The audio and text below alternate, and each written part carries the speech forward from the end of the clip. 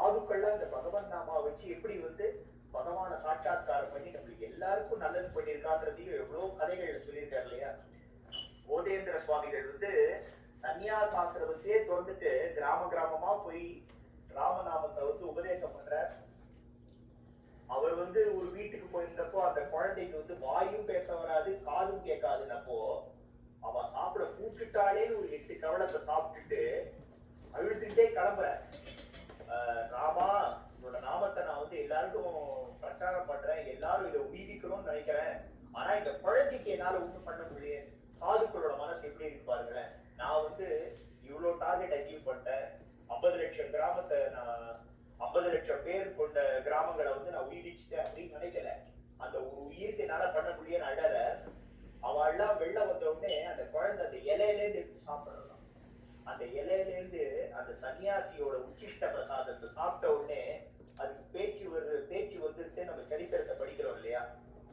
எப்பேற்பட்ட, அதாவது இந்த விட்டல நாமத்தை இவர் நாமதேவர்கிட்ட இருந்து வாங்கின அந்த மந்திரத்தை, விட்டல மந்திரத்தை கிடைச்சிட்டு நம்மளுக்கு இந்த தேதியில வந்து பாண்டுரங்கனையே பார்க்க முடியாது அப்படின்னு இருந்தவருக்கு விட்டல நாமத்தை கிடைச்ச உடனே அவர் அதை எவ்வளவு தூரம் யூட்டிலைஸ் பண்ணிட்டு அதை பிரேமையோட அனுராகத்தோட சொல்லி சொல்லி சொல்லி சொல்லி உரியேத்தி அவர் வந்து செத்து போன பரமா கூட என்னோட சிஷ்யன் சோக்காவோட உடம்பு எதுன்னு நான் கண்டுபிடிக்கிறேன் அப்படின்னு அந்த உடம்பு அந்த போனை தட்டி பார்த்தா அதுல விட்டல அப்படின்னு சொல்லி சத்தம் கேட்கணும்.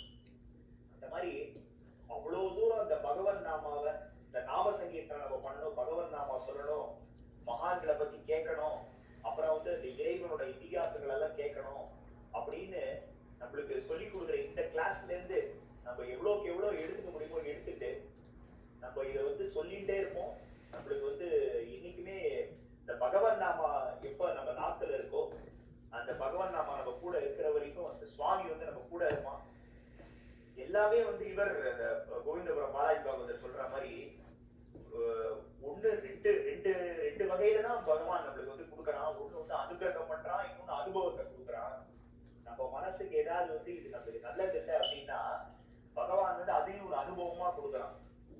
நீ வந்து உன்னோட பிராரப்த கர்மா அந்த மாதிரி இருக்கு, இருந்தாலும் நீ என்னோட பகவான் நாமாவை சொல்றதால உனக்கு வந்து இது கம்மியா வருது அப்படின்னு சொல்லிட்டு கொடுக்குறான். இல்லைன்னா அனுகிரகம் பண்றான். நம்ம எவ்வளவுக்கு எவ்வளவு நாமா சொல்றோமோ, எவ்வளவுக்கு எவ்வளவு கைங்கரியம் பண்றோமோ பண்றான். ரெண்டாவது இன்னொன்று என்னன்னா, இந்த நாயன்மார்களோட கதை, ஆழ்வார்களோட கதை, அப்புறம் இந்த மகான்கள் சத்துகளோட கதையெல்லாம் பார்த்தேன்னா இவா ஏன் இதெல்லாம் தாண்டி அவ இருந்த காலத்திலேயே இதே மாதிரி பூஜை புனஸ்காரம் பண்ணவெல்லாம் இருந்திருக்கா. அவ இருந்த காலத்திலேயே நாம சங்கீர்த்தனம் பண்ணவெல்லாம் இருந்திருக்கா.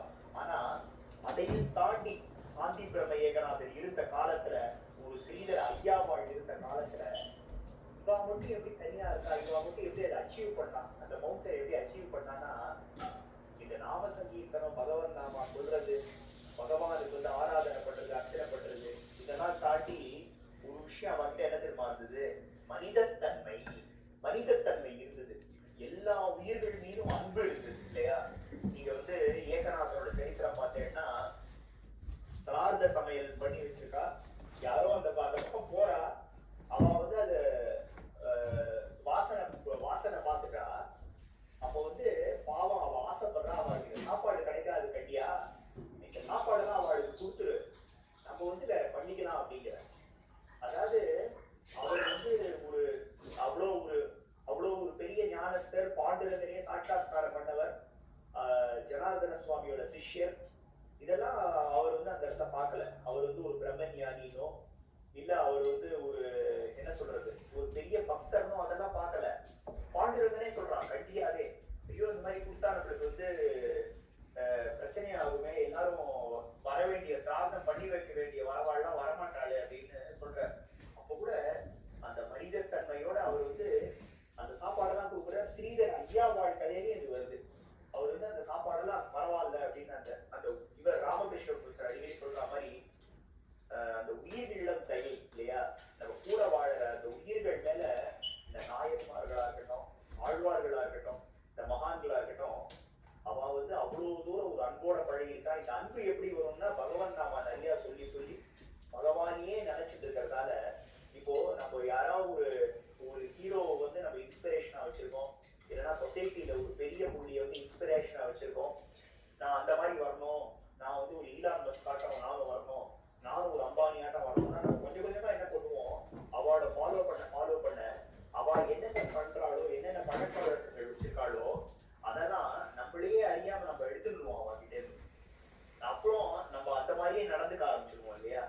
அந்த மாதிரி இந்த பகவன் நாமாவும் நம்ம நிறைய சொல்ல சொல்ல ஆத்மார்த்தமா உள்ளுக்குள்ளே சொல்ல சொல்ல அந்த பகவானோட அந்த சௌலபியம் நம்மளுக்கு வந்துருமே. அந்த சௌலபியம் வரும்போது நம்ம என்ன பண்ணுவோம், எல்லாரையும் வந்து அந்த பகவத் ஸ்வரூபமா தான் நம்ம பார்ப்போம். அப்ப எல்லாருமே நம்ம வந்து அன்பு காட்டுவோம் இல்லையா ஈக்குவலா. இது வந்து எழுத்தாப்புல வீட்டு குழந்தை, இதுக்கு நான் ஒரு சாப்பிட்ற பொருள் கொடுக்க மாட்டேன், எங்காத்து குழந்தைக்கு தான் கொடுப்பேன் நம்ம நினைக்க மாட்டோம். அந்த குழந்தை எங்காச்சும் குழந்தை மாதிரிதான், அதுவும் சாப்பிட்டுட்டு போட்டோம் அப்படின்னு அந்த குழந்தைக்கு எக்ஸ்ட்ரா தானே கொடுப்போம். அதனால இந்த பகவன் நாமா வந்து என்னென்ன பண்ணும் அப்படிங்கிறதோட பகவன் நாமா என்ன பண்ணாது அப்படின்னு நம்மளால யாராலையாவது சொல்ல முடியுமா ஏதாவது?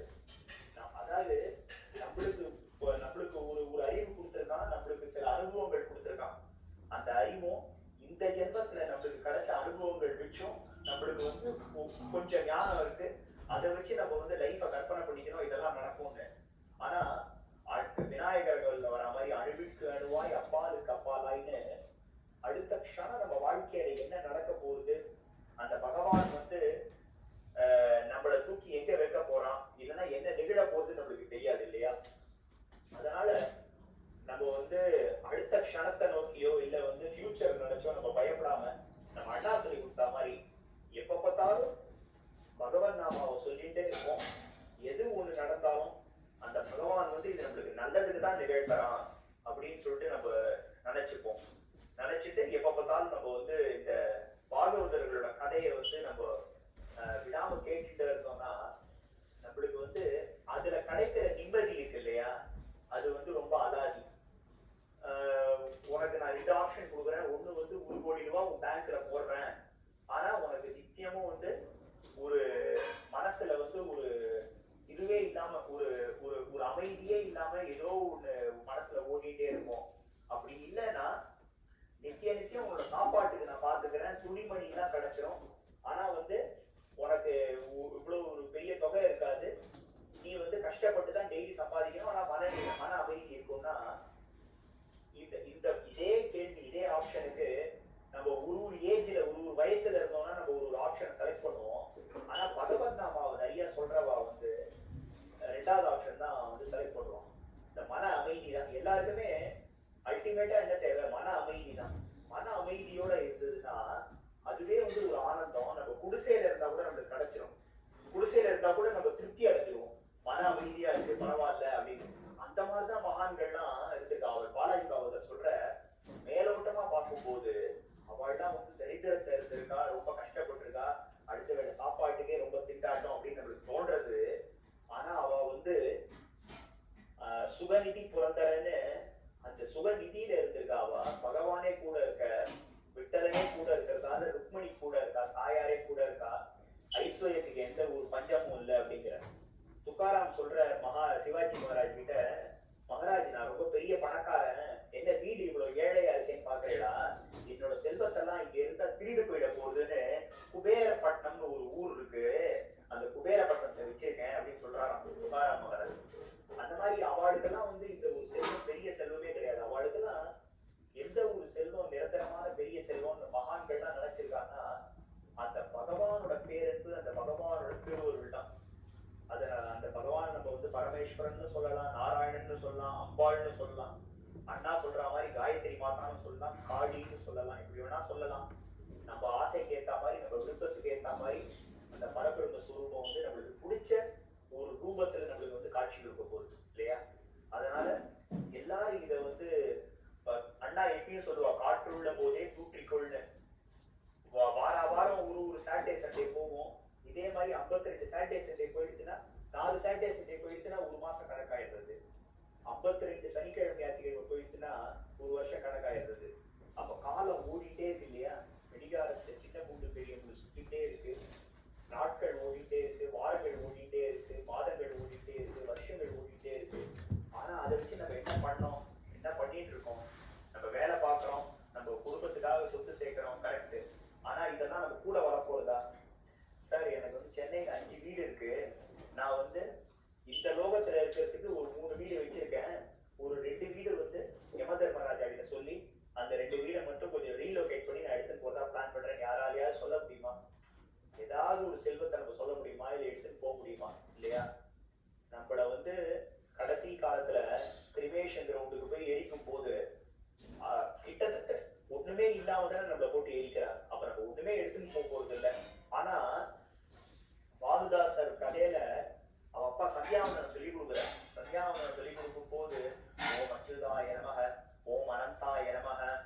சொன்ன உடனே அவருக்கு அந்த நாமத்தை கேட்ட உடனே சமாதி நிலைக்கு போயிடுறதா மனசு.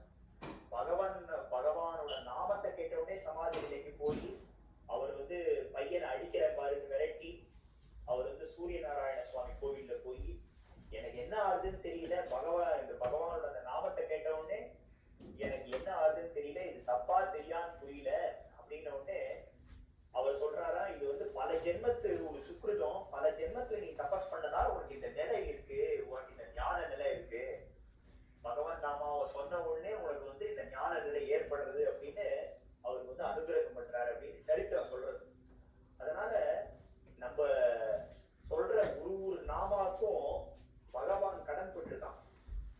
நம்ம சொல்ற ஒரு விட்டல நாமத்துக்கும் ஒரு முருக நாமத்துக்கும் ஒரு சிவநாமத்துக்கும் பகவான் வந்து கடன் பெற்றுதான். பகவான் வந்து நம்ம கூடியே இருக்கான்.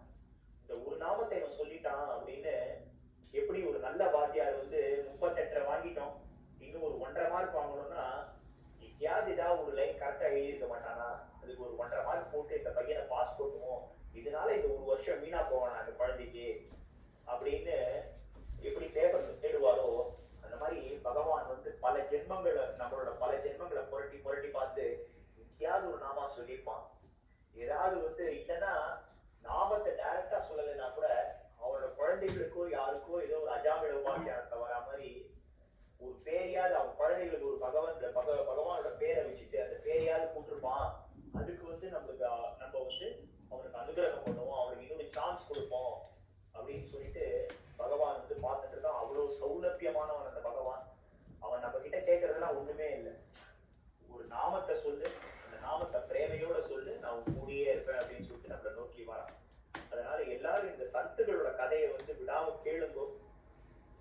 அது வந்து ஒரு தடவை நம்ம கேட்டோம், அந்த கதையை பத்தி தெரிஞ்சுட்டோம் அப்படின்னு கிடையாது. இது வந்து எப்படின்னா நம்ம திருப்பி திருப்பி தெரிஞ்சுக்க வேண்டிய ஒரு ஒரு ஒரு வரலாறு. இதெல்லாம் வந்து சத்தியமான விஷயங்கள் இல்லையா. பகவான் வந்து இவ்வளவு தூரம் அவங்க கூட இருந்திருக்கான், அவங்களுக்கு வந்து அவ்வளவு தொண்டு கைங்கரியம் பண்ணியிருக்கான். ஒரு பாகவதனுக்கு 10 வருஷங்களா அந்த பகவானே வந்து தொண்டு கைங்கரியம் பண்ணியிருக்கான்னா அப்ப அவ வந்து எவ்வளவு ஒரு லட்சணத்தோட எப்படி வந்து இதெல்லாம் வாழ்க்கையில ரியலா இம்ப்ளிமெண்ட் பண்ணி வாழ்ந்திருக்கா. சாஸ்திரங்கள்லாம் இருக்கு, புராணங்கள்லாம் இருக்கு, ஆனா இதெல்லாம் அனுபவபூர்வமா உணர்ந்து அதெல்லாம் உணர்த்தி அதுல வந்து நம்ம மனசுலேருந்து வந்து அபங்கங்கள்லாம் வந்து பாடி கொடுத்துருக்கான்னா இதை நம்ம திருப்பி திருப்பி கேட்க கேட்க கேட்க நம்மளுக்கு வந்து நம்மளோட பழைய கர்மாக்கள்லாம் நம்மளை விட்டு விலகி நம்ம மனசுல வந்து நல்ல எண்ணங்கள் எல்லாம் நம்மளுக்கு தோன்றுவிச்சு நம்மளுக்கு எல்லாமே நல்லதா இருக்கும். ஒரு இடம் இருக்கு, அந்த இடத்துல வந்து எல்லாரும் குப்பையா போட்டுட்டு இருக்கா ஒரே அப்படின்னு வச்சுங்களேன். ஒரு இடம் ஃபுல்லா குப்பையா இருக்கு, அந்த தெருவுல குப்பை தொட்டி இல்ல. சென்னையில நிறைய இடத்துல, சென்னையில இருக்கிறவாளுக்கு தெரியும். சில இடத்துக்குலாம் நீங்க போனேன்னா அந்த எக்ஸ்னோரா குப்பை தொட்டியோ அந்த குப்பை தொட்டி இல்ல, பக்கத்துல ஏதாவது ஒரு காலி கிரவுண்ட் இருக்குன்னா ஒருத்தர் குப்பை போட ஆரம்பிச்சா அப்புறம் எல்லாரும் அங்க குப்பையை போட ஆரம்பிச்சிருவான், யாருமே கேட்கலன்னா கார்பரேஷன்ல. அப்புறம் என்ன பண்ணுவான், கொஞ்ச நாள் கழிச்சு யாரா வந்து பார்த்துட்டு ஐயோ இந்த இடத்துல இவ்வளவு குப்பையா போடுறாளேன்னு சொல்லிட்டு அந்த குப்பையெல்லாம் கிளீன் பண்ணிட்டு இது பண்ணுவான். அந்த மாதிரி நம்ம மனசுல வந்து என்னோட மனசுல வந்து அவ்வளவு குப்பைகள் இருக்கு. ஆனா இந்த மாதிரி மகான்களோட சரித்திரத்தை கேட்கும் போது சரி, இன்னைக்கு என் மனசு வந்து குப்பையா இருக்கு, இங்க ஒரே வந்து மலமும் சாக்கடையுமா இருக்கு, ஆனா வந்து இந்த இடமே வந்து என்னாலையும் இதை ஒரு நல்ல ஒரு நந்தவனமா மாத்திக்க முடியும் இந்த பகவான் நாமா சொல்றது மூலியமா அப்படின்னு இந்த கதைகள்லாம் நம்மளுக்கு வந்து ஒரு நம்பிக்கையை ஊட்டுறது. வாழ்க்கையில எப்ப வேணா நம்ம வந்து ரீஸ்டார்ட் பண்ணிக்கலாம், வாழ்க்கைய நம்ம எப்ப வேணா ரீசெட் பண்ணிக்கலாம், நம்ம எண்ணங்களை மாத்திக்கலாம். இந்த பகவான் நாமாவால நம்மளுக்கு அந்த தைரியம் கிடைக்கும், மனபலம் கிடைக்கும். நம்மளுக்கு உள்ள இருக்கிற அந்த காம குரோத லோப மோக மத மத்சரியத்தை நம்மளால ஃபுல்லா அடக்க முடியாட்டி கூட அதை எவ்வளவு மினிமத்துக்கு கொண்டு வர முடியுமோ அவ்வளவு மினிமத்தை கொண்டு வந்து நம்மளாலேயே பகவத் சாட்சாத்காரம் பண்ண முடியும் அப்படின்ற நம்பிக்கையை வந்து இந்த மகான்களோட கதையும் இந்த ஞானிகளோட கதையும் நம்மளுக்கு வந்து புகழ்றது. அதனால எல்லாரும் இதை வந்து கேளுங்கோ. அண்ணா சொல்ற மாதிரி எப்ப பார்த்தாலும் பகவான் நாமா வந்து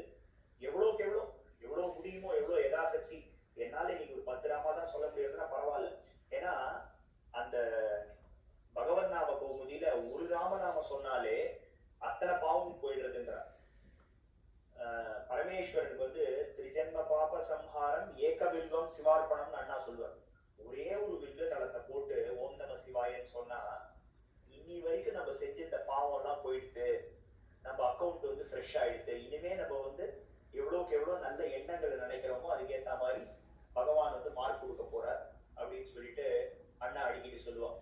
அதனால இந்த இந்த கிளாஸ்ல, இந்த ஸ்லோக கிளாஸ்ல நம்மளுக்கு கிடைக்கக்கூடிய அந்த சுகநிதிய, அந்த நிதியை எல்லாரும் வந்து எடுத்துக்கோங்க.